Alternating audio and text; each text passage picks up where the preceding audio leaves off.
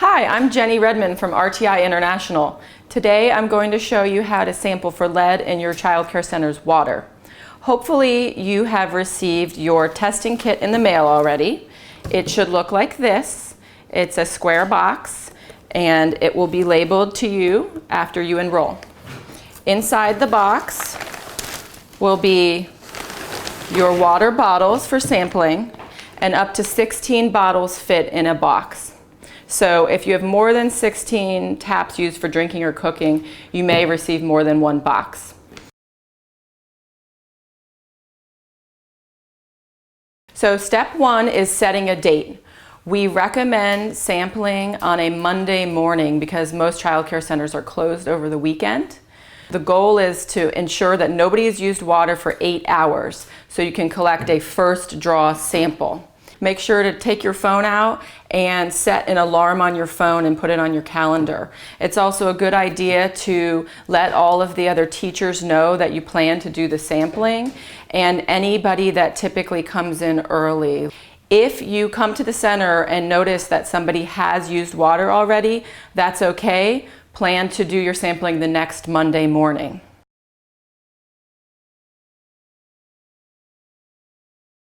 Step two is making sure your sample box is complete.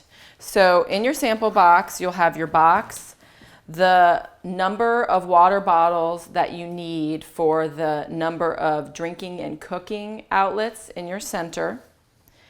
You will also have a return mailing label to make sure you can mail it back. You will have a chain of custody document that shows where you're sampling and the date and time. You'll have instructions. After checking that your sample box is complete, the next thing you want to do is make sure that your chain of custody document has the sample IDs correctly and are coordinated with the bottles that we've provided. So here this says kitchen sink and this says kitchen sink here. And you want to make sure that you sample in order of the rows on this document. Remember that we are supposed to collect first draw water samples.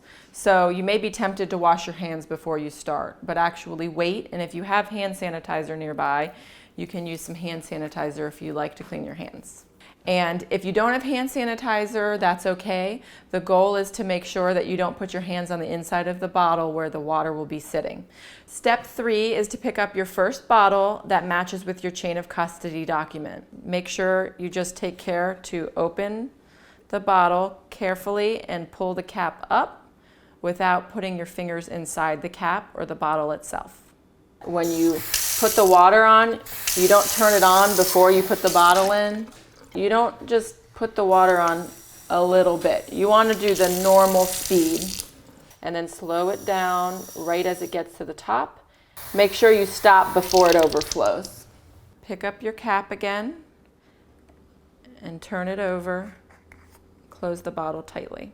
Once you're done with your first sample, you're ready to repeat those steps for your remaining child care samples, going in order of the chain of custody document.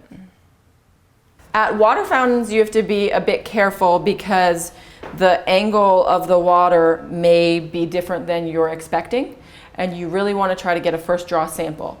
So if possible, in the week before you do the sampling, check the water fountain and see where you think that the water typically hits, and maybe even put a little marking there. So you are going to angle your bottle and aim to get all of the water.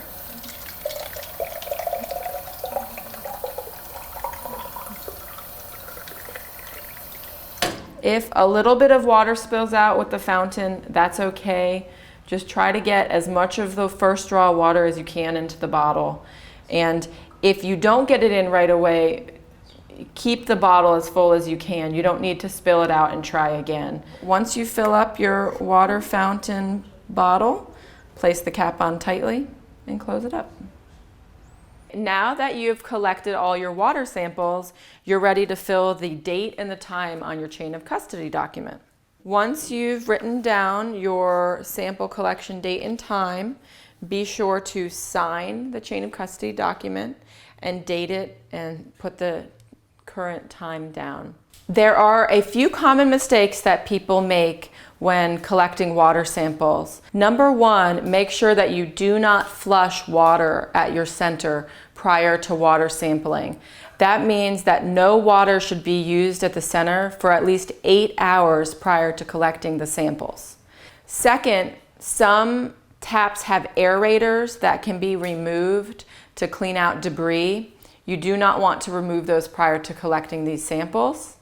Third, there are shut-off valves in the pipes beneath the sinks, and you do not want to close the shut-off valves. Now that you've completed your water sample collection, you are ready to watch the next video on how to ship your samples to the lab.